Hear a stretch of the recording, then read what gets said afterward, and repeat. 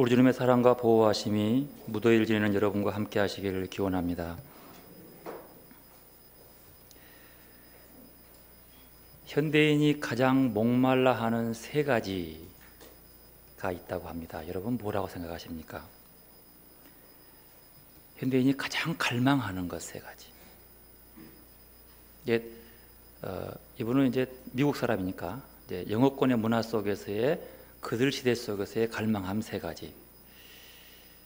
작가이고 음악가인 킨키 프리드맨이라는 쓴 책에 그 세 가지 제목이 나옵니다. 저 이 책 읽어보지 못했습니다. 그리고 이 책 보지도 못했고 아마 번역 안 된 것 같아요. 93년에 쓰여진 영어로 쓰여진 책인데 아마 이 책을 이제 뭐 대충 봤던 사람이 이렇게 요약해 놓은 것 제가 참고해서 요약해서 소개해 드립니다. 그 책의 제목이 엘비스, 예수, 그리고 코카콜라. 그들의 문화 속에서 이 세 가지가 현대인들이 가장 갈망하고 추구하는 것 세 가지라고 하는 거예요. 엘비스, 저는 실은 외국 사람 중에서 비틀즈의 존 레논을 좋아하는데 이 사람은 엘비스 프레슬리라고 하는 거예요. 엘비스 프레슬리, 이 사람은 영화 배우기도 하고 가수인데 42살의 나이에 죽었어요. 근데 이 사람이 팔린 음반의 숫자가 10억만 장이랍니다. 죽어서도 유명한 사람, 엘비스 프레슬리. 이 사람을 현대 사람들이 추구하는 연애 오락 문화를 대표하는 사람으로 본 거예요. 엔터테인먼트의 문화를 가장 중심에 둔 그 영어권 문화 속에서의 최고봉. 우리나라도 유명한 사람들에게는 유명한 사람이죠. 그래서 이 쇼, 영화, 음악, 이 대중 연애를 통해서 행복을 갈망하는 사람들 첫 번째 떠오른 사람이 엘비스 프레슬리라고. 그 책의 중심은 그거예요. 그걸 통해서 사람들은 만족해한다. 그런 것 같아요. 두 번째는 코카콜라입니다. 현대의 삶에 여러분 텔레비에서 제일 많이 방해한 게 뭔지 아십니까? 먹거리요. 뭘 먹을까? 이게 굉장히 이게 먹는 거의 문화를 막 별의별, 요새는 먹거리가 굉장히 중요한 것이고 이것은 전 세계적인 풍토입니다. 절대적인 배고픔이 아니라 잘 먹고 잘 사는 법, 잘 먹고 잘 마시는 것. 거기에 대한 대표 소비 문화. 소비의 최고가 먹고 마시는 거죠. 소비 문화를 대변해 주는 것이 코카콜라고 하는 거예요. 여러분 코카콜라가요 1초에 4만 병이 팔린답니다. 1초에 4만 병. 이거 하나 마시면 그 갈증 날 때 그 콜라 한 잔 마시면, 옛날에 했어요. 지금은 별로 안 좋아하는데 이거 한 잔 마시면 속이 확 풀리는 거예요. 그런데 이것은 마셔도 또 마시고 싶은 거예요. 마시고 돌아서면 또 마시는, 이게 굉장히 중요한 거죠. 성분 조사해 보니까 코카콜라의 99.8%는 설탕물입니다. 네, 그렇게 얘기해요. 그래서 이제 영어로 이제 슈거 워터라고 얘기하죠. 이게 99.8%예요. 근데 그게 그렇게 1초에 4만 병이 팔린다는 거예요. 이거 참 맛보면 잠깐 그 갈증 날 때, 그 속 답답하고 소화가 안 될 때, 이 청량음료 하나의 속에서 평안을 맛보고 안식을 맛보고 그 기쁨이란 것, 순간의 기쁨이란 것은 이루 말할 수 없는 거죠. 그 책의 또한 세 번째 중요한 것은 예수 그리스도죠. 예수 그리스도는 엘비스 프레슬리보다도 코카콜라보다도 비교할 수 없는 영원한 생명, 영혼의 갈증을 풀어주는 영적 문화를 대변해주는 대표로 예수 그리스도를 세우신 거죠. 즉 말하면 인간의 근원적 갈망, 근원적 목마름, 삶과 죽음의 문제를 해결해주는 그 영적 갈망, 추구, 그것을 예수 그리스도로 본다고 하는 사실. 이 셋은 현대인들이 누구나 다 자기의 관심에 따라서 찾고 구하고 추구하는 것들이에요. 오늘 요한복음 6장의 본문 24절에 보면 타는 목마름으로 예수를 찾아다닌 사람들이 있습니다. 24절 이렇습니다. 무리가 거기에 예수도 안 계시고 제자들도 없음을 보고 곧 배들을 타고 예수를 찾으러 가버나움으로 가서라고 얘기합니다. 이들이 왜 예수를 찾았을까요? 여기서 배들이라고 하는 것은 작은 배들입니다. 작은 개인들이 타고 오는 배들이에요. 예수님이 없습니다. 어젯밤에 오병이의 기적을 통해서 배불리 먹었던 그들은 예수님이 분명히 하룻밤 쉬고 올 줄 알았습니다. 안 보입니다. 불안합니다. 배고픕니다. 그리고 배를 보니까 그 배 중에 한 개가 안 보이는 거예요. 그가 바로 예수님이 타고 간 그 배였습니다. 찾았다고 하는 것은요, 계속적으로 집요하게 찾아 헤매는 것, 그 뜻이랍니다. 계속적으로 집요하게 찾는 거예요. 사람들이 예수를 얼마나 열심히 찾았는가를 보여주는 내용이 여기입니다. 지속적으로 집요하게 찾는 것. 열심히 예수를 찾는 사람들의 모습, 예수를 찾는다는 것이 믿음입니다. 성경에도요, 여러 곳에서 예수를 찾는 사람들의 이야기가 많이 나옵니다. 이들이 예수를 찾는 이유는 배고픔 때문이었습니다. 전날 밤 하늘의 양식을 채우기 위해서 말씀 듣는 그들이 육신의 배가 고팠습니다. 배고파서 굶주린 그들이 헤매고 있을 때 예수님은 물고기 2마리와 볼트 5개로 그들의 허기를 채워주었습니다.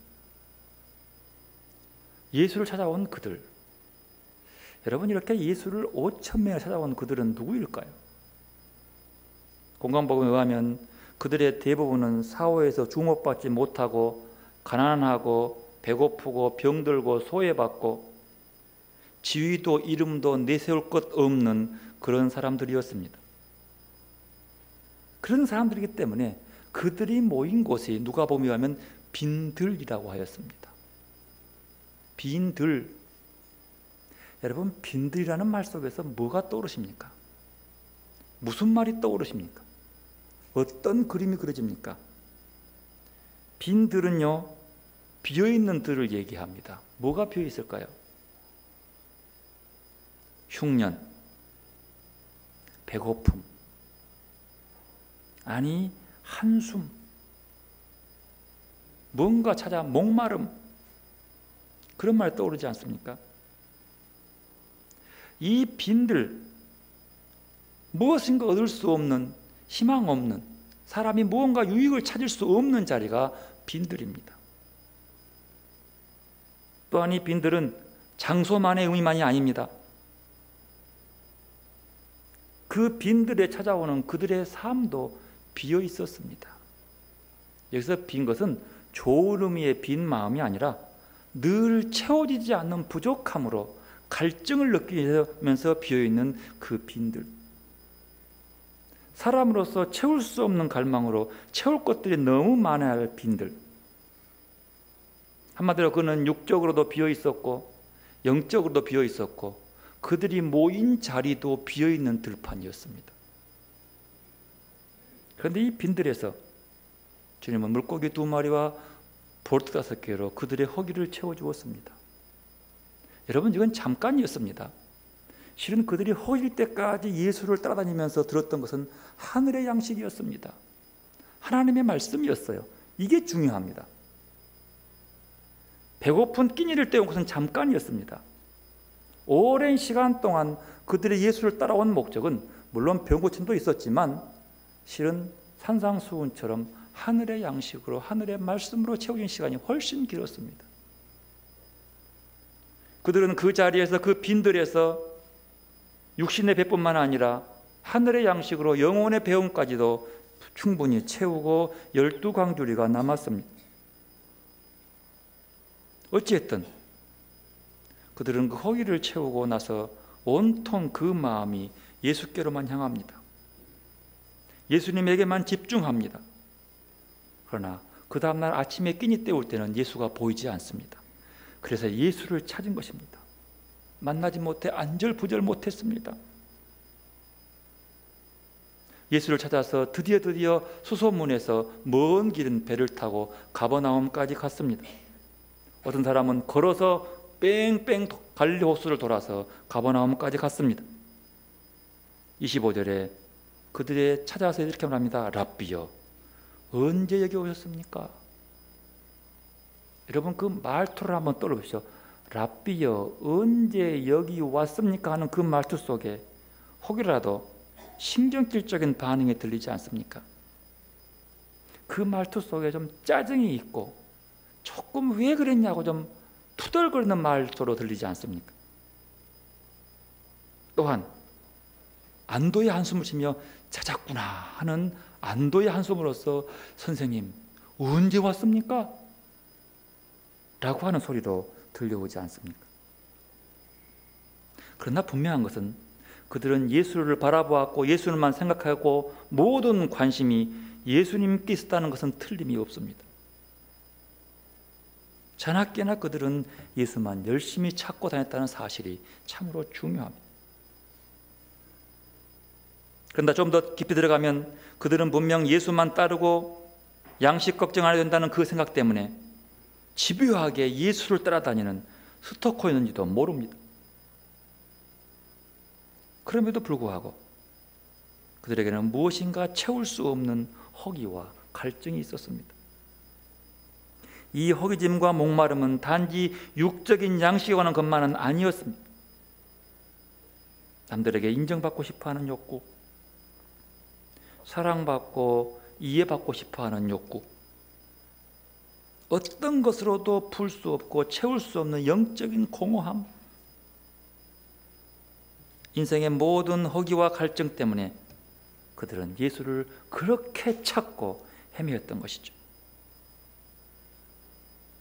오늘 우리도 이런 자들처럼 이런 갈급한 마음으로 예수를 찾아야 합니다. 그리고 급기야 예수를 찾았습니다. 랍비여, 언제 왔습니까? 따지듯 물었습니다. 그런데 그 물음에 대한 대답이 너무 전곡을 찔러버립니다. 26절 함께 읽어보겠습니다. 내가 진실로 진실로 너에게 이르노니 너희가 나를 찾는 것은 표적을 본 까닭이 아니요 떡을 먹고 배부른 까닭이로다. 찾은 사람의 마음하고 달리 그 대답은 너무 좀 싸늘합니다. 아니 그들이 거기까지 찾아온 목적과 동기를 예수님은 분명히 간파하고 만 것입니다. 그들이 배불리 먹고 싶어서였습니다. 아침 식사도 어젯밤처럼 먹고 싶었다는 사실입니다. 예수님이 이 땅에 오신 목적은 사람들의 육신의 욕구를 충족시키기 위해서가 아닙니다.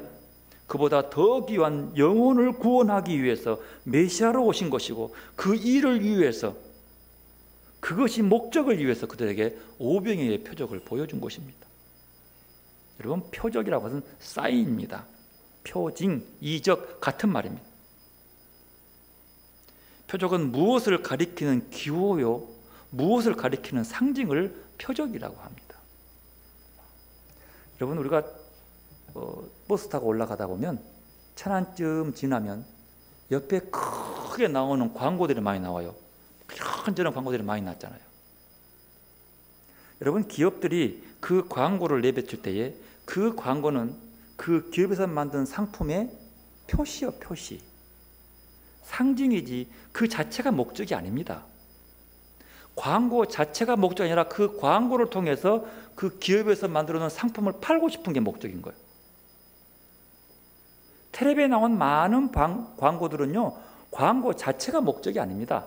그 광고를 통해서 그 본래적인 그 물건들에 대한 우수성과 그것들을 홍보하고 싶은 거예요.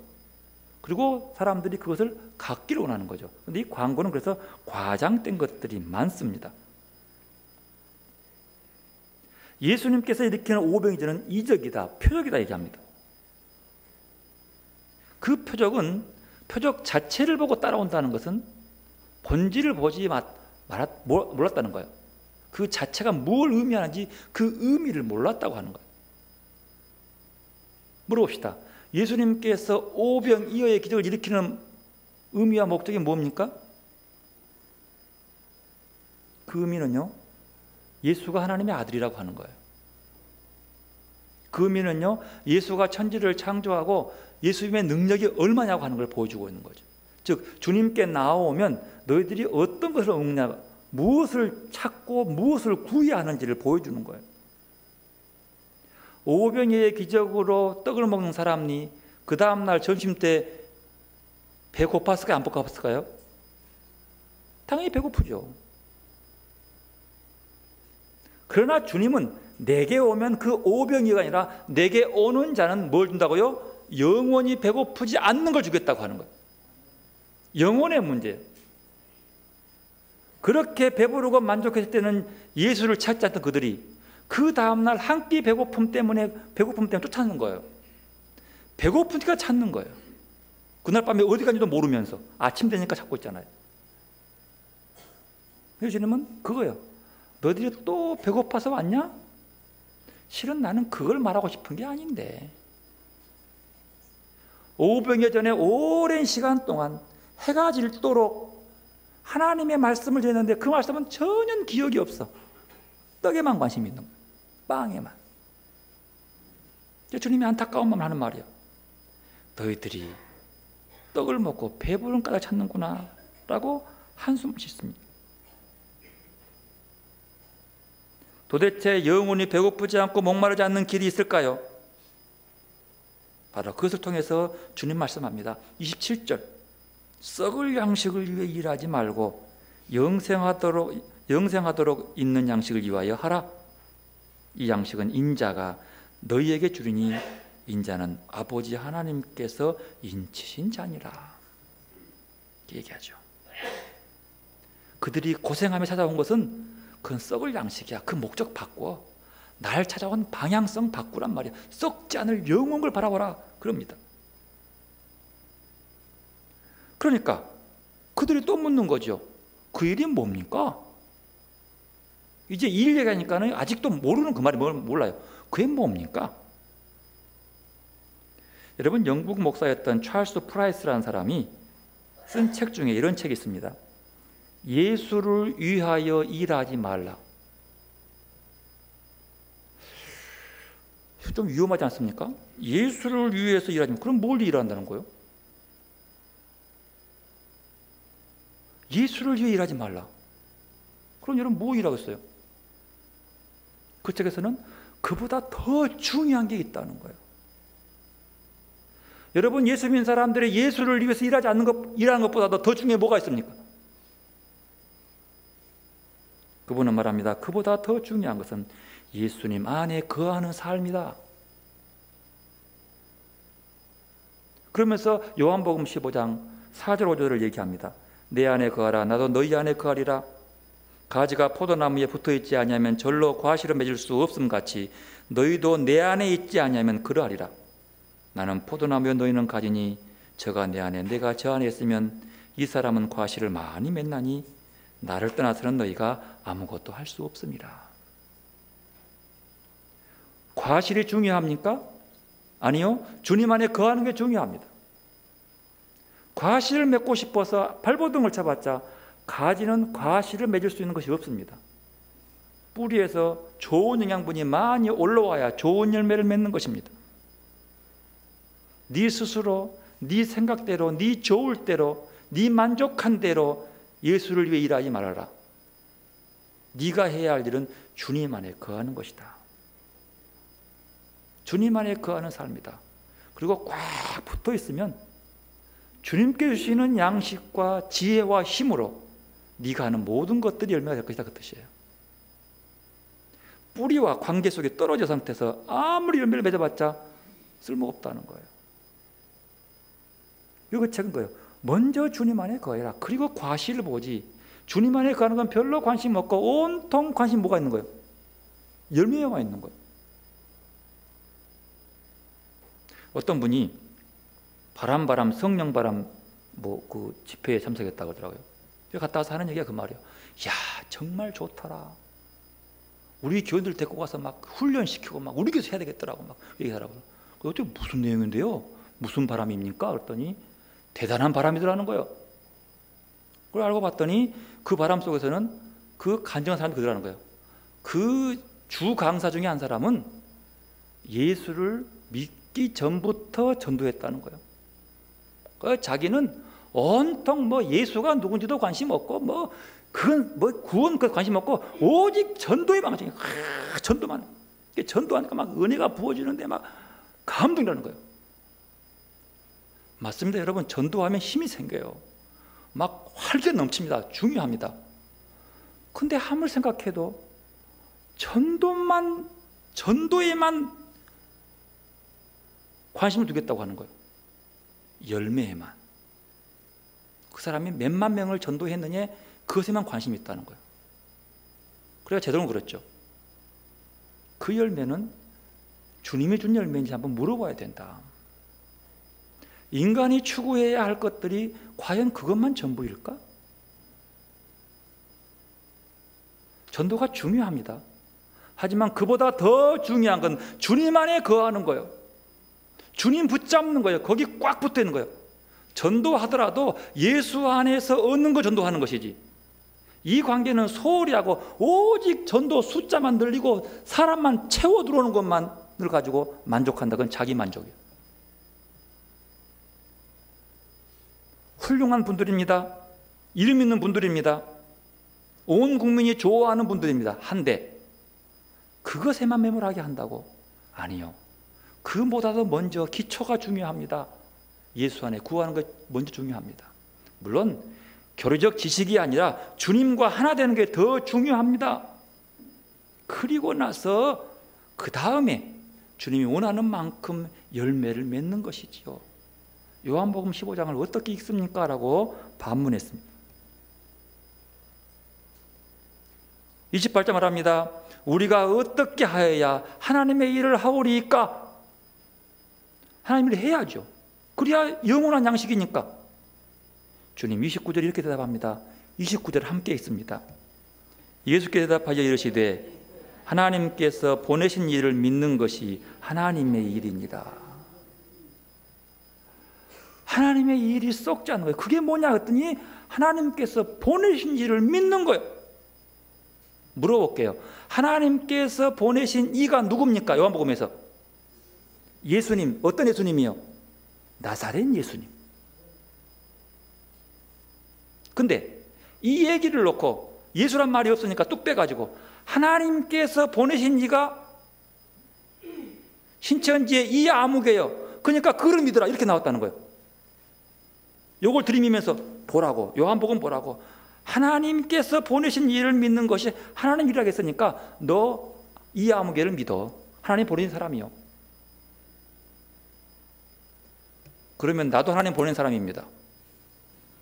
여러분도 하나님 보낸 사람이잖아요. 요한복음이 그걸 얘기하고 있습니까 지금?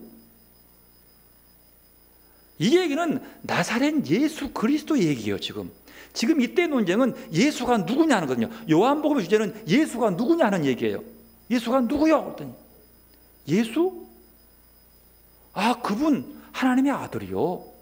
하나님께서 보냄받는 사람인데 하나님께서 그 아들을 이 땅에 보내셔서 우리를 구원하기 위해서 십자가 지로 보낸 사람이요. 그 얘기하고 있는 거거든요. 요한복음 주제가 예수 그리스도거든요. 예수 그리스도가 누군가? 이 주제는요 초대교회 전체의 설교 주제예요. 그래서 이제 이렇게 물으니까 주님이 그 말하는 거예요. 그러니까 그 사람들이 이해를 못해. 그러니까 그 다음에 그러면 우리가 무엇을 하는 것이 옳은 거요? 그럼 당신은 뭘 했어요? 이렇게 3절에 물어봐요.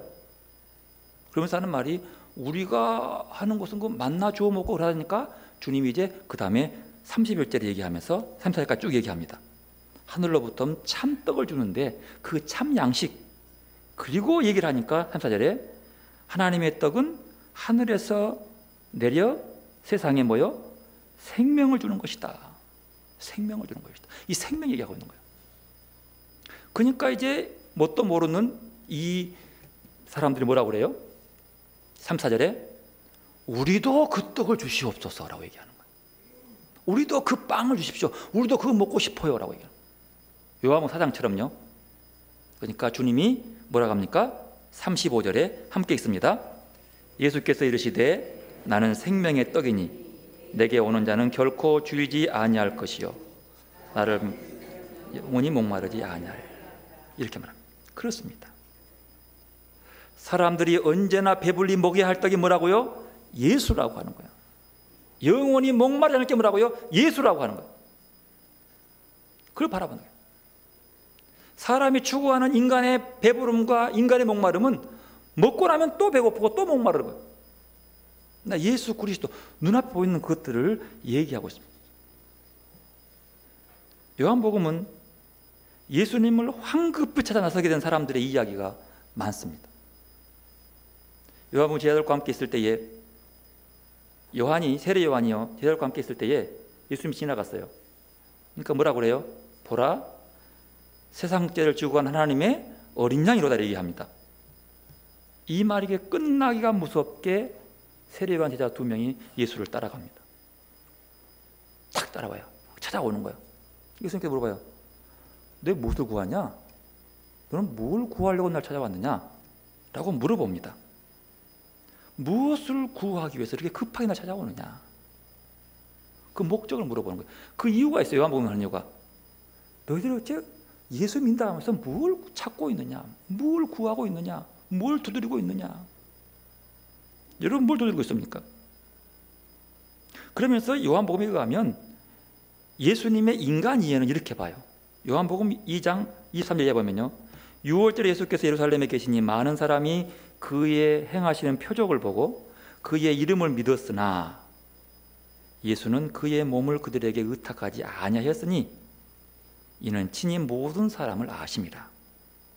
또 사람에 대하여 누구의 증언도 받으실 필요가 없었으니 있는 그가 친히 사람의 속에 있는 것을 아셨습니다. 사람의 것들을 알았기 때문에 표적을 보고 열공하고 다른 사람들 안 믿어. 네가 아직 본질을 껍데기 모르는구나. 속을 봐라. 좀 깊이 봐라. 그 뜻이거든요. 주님은 우리의 말의 고백과 마음의 생각이 다름을 다 압니다. 주님은 우리가 보여주려는 것과 우리 중심의 뜻이 다르다는 걸 다 알아요. 껍데기와 속을 다 아는 거예요. 이 두 개가 하나가 됐으면 주님 따라가는 것을 추구하는 것이 영성이라고 하는 거예요. 요한복음은 시작부터 끝까지 사람 속에 있는 진실이 무엇인가를 드러내고 있어요. 네 속마음이 뭐냐? 그러면서 그 속마음의 진실이 예수 그리스도를 향해라. 이것이 그 목적이어야 되는 거예요. 한국교회는 어떠합니까? 한국교회는 세계교회사에서 유일무이한 경이로운 성장을 했던 교회입니다. 한국교회의 급속한 성장은 세계사에 유례가 없습니다. 거의 60년 이후 30년 기간 동안 확 급속한 성장했죠. 그럼 그러죠. 60년대부터 90년대까지. 그런데 또다시 그 반대로 세계에서 유례 없이 빨리 쇠퇴해버리는 교회가 또 한국교회입니다. 참 있어요.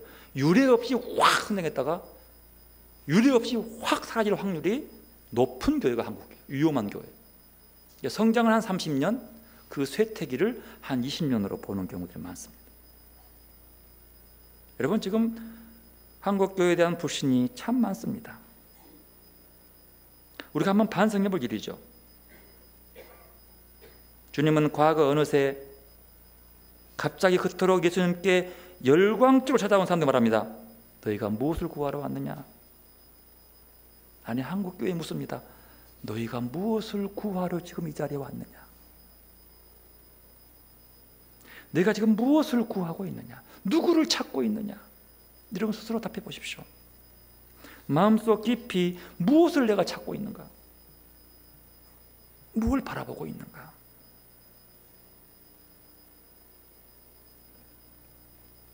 오늘 주님은 교회와 성도들에게 하나님의 일을 하라고 말씀합니다. 한국교회가 활동이 부족해서입니까? 행동이 잘못된 겁니까? 아닙니다. 복음을 잘못 전했습니까? 아닙니다. 실수가 많아서입니까? 그렇게 많지 않습니다. 뭐가 문제입니까? 하나님께서 보내신 일을 제대로 믿고 있는가가 문제입니다. 제대로 바라보고 믿고 있는가? 여러분 예수를 찾는 목적이 무엇입니까? 예수를 부르고 주의 이름을 부르고 주를 위해 헌신하고 주를 위해 섬기고 주를 위해 하는 일들의 목적이 무엇입니까? 이유가 뭡니까? 썩을 양식을 위해 일하지 말고 영생하도록 하는 일을 하라. 여기서 일하라는 것은 무엇을 계획해서 성취해라 그런 뜻이 아닙니다. 뭐라고요? 나사렛 예수 그리스도를 제대로 믿으라고 말해요. 똑바로 알고 똑바로 믿어라. 요한복음 주신 거예요. 똑바로 알고 똑바로 믿어라. 교회와 성도가 하늘에서 내려온 생명의 빵을 영접하고 양식으로 삼을 때에 교회는 육체를 위한 잠깐의 가치를 위해 일하지 않습니다. 영혼을 위해 일합니다. 여러분, 이 무더운 날씨 가운데서도 영원한 생명과 영원한 푸른 풀밭으로 인도하시고 쉴만한 물가로 인도하시는 예수 그리스도를 바라보시기를 바랍니다. 그를 바라보고 그를 찾는 목적이 끝과 속이 다른 것 주님이 다 아십니다. 나를 찾았느냐? 배고파서 그렇지? 그냥 알아요. 뭐 많이 얻고 싶어서 그렇지? 아쉬운 게 뭐야? 아이고, 우리의 아쉬움이 너무나 육체적이야. 너무나 외향적이야. 너무나 쾌락적이야. 주님이 이렇게 말해요. 나는 생명의 떡이니 내게 올 자는 결코 줄이지 아니할 터이요 나를 믿는 자는 영원히 목마르지 아니하리라. 그리고 또 믿음을 강조합니다. 40절 함께 있습니다.